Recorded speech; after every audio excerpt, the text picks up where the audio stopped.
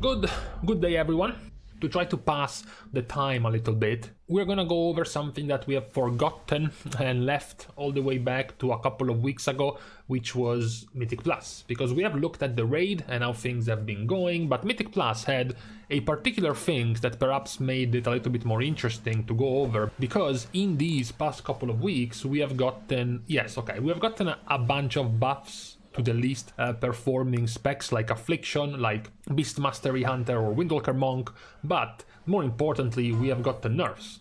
We have got the nerfs to the two strongest Mythic Plus specs at the time, which were Survival and Destruction Warlock, and we also had that nerf debacle of Blood Death Knight. First nerfed, then reverted, and then nerfed a different way. So we have gone a few days now, almost the entire week after these changes went live. So we can start looking if there has been some changes, some new trends in Mythic Plus given these nerfs. So compared to what we have seen a little bit over 2 weeks ago, when it goes to looking at tanks and how tanks are going, keeping our eyes on Blood Death Knight being the one that was changed in these past couple of weeks, when we look at keys in the 20 level range, things are not really changing too much at this point. As you can see, there are several dozen thousands logs for these levels, so most of the numbers have been staying the same. There has not really been any particular growth or decrease of the tank popularity.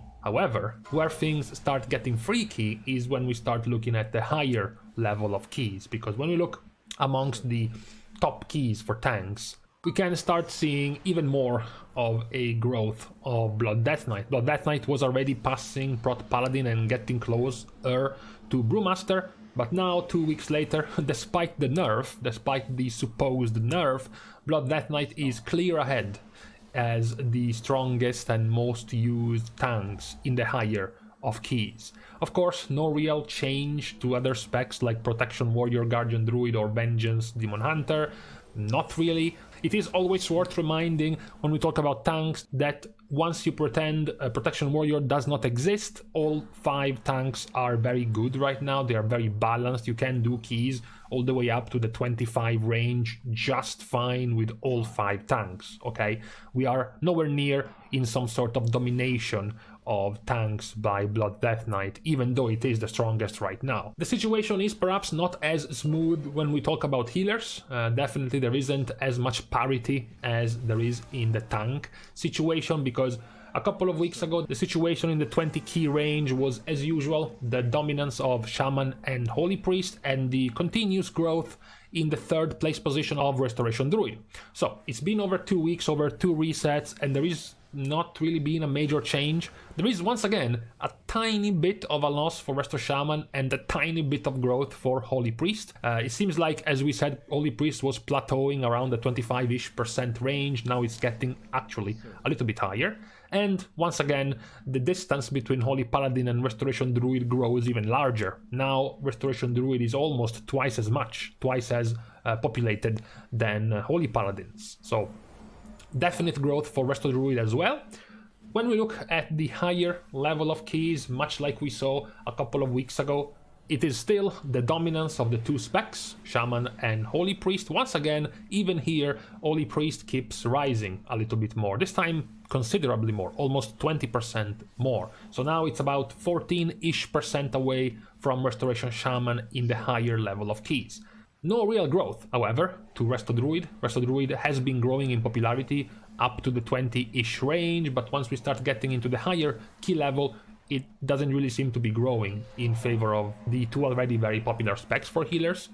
Now, the melee DPS, which contains our first nerfed spec being Survival Hunter, and 3 of our buffed specs, because Arms and then Outlaw and then Windwalker Monk were all buffed. So what have we gotten in a couple of weeks? Well, we have gotten a continued growth of Survival. So 20% more players have gone to Survival in the past couple of weeks despite the nerfs.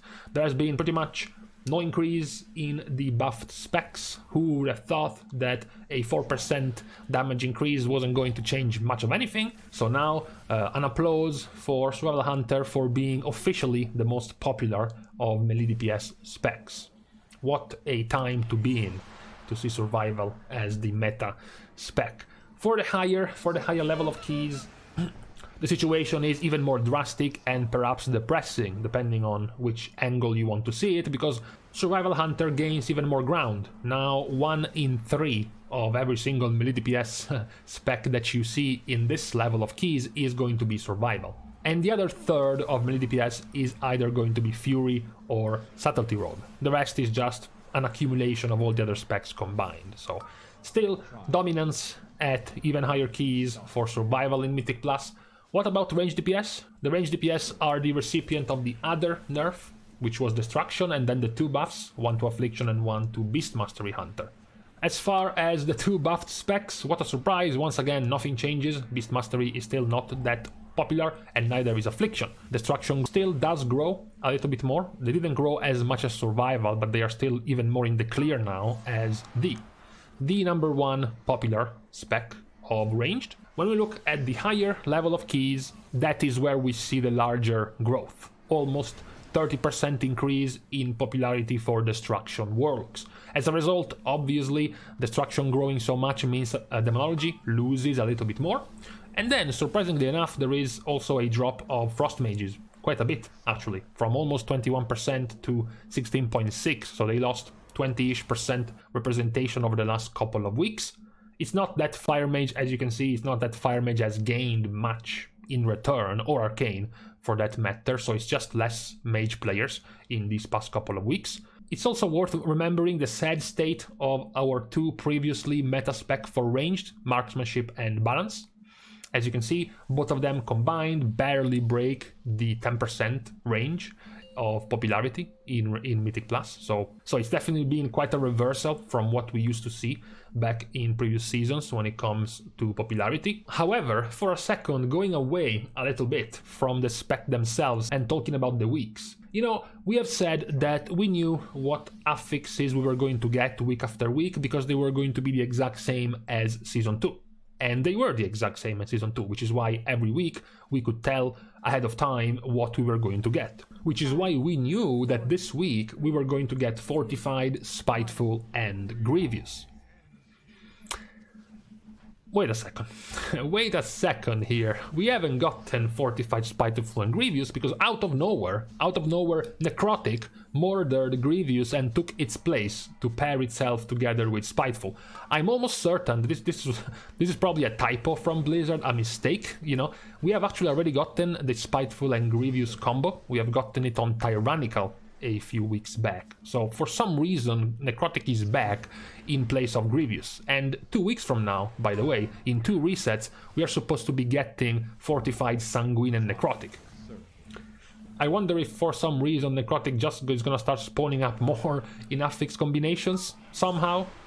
This week has been quite weird because even though we have gotten NECROTIC out of nowhere, and even though if you told a random WoW player what do they feel about Fortified, NECROTIC, and Spiteful as a combination, they would not be very happy. They would consider this one of the worst weeks, one of the more annoying weeks. Spiteful is annoying enough, and then you have to deal with NECROTIC on your tank, and then you have to deal with Fortified as default, making all of the other 2 affixes much more annoying. So that would be the general feeling of the player base. So how do we explain this exactly? Because science, facts, stats and numbers are telling us that this is the best week we have gotten in Season 3. That's right, this is the week where we have the highest chance of clearing a key, of successfully timing a key in Mythic Plus. Previously, it was Tyrannical, Bursting, and Volcanic.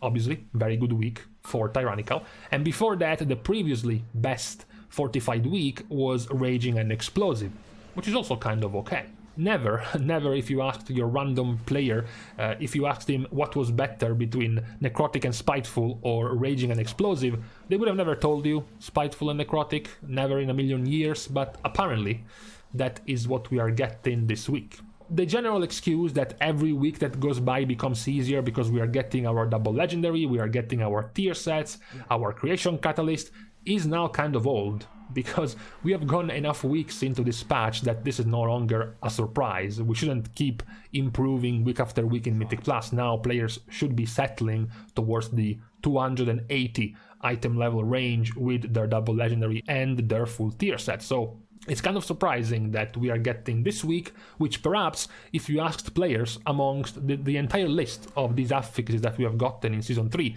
if you asked them, they might as well have selected this one for being the worst one out of all of them.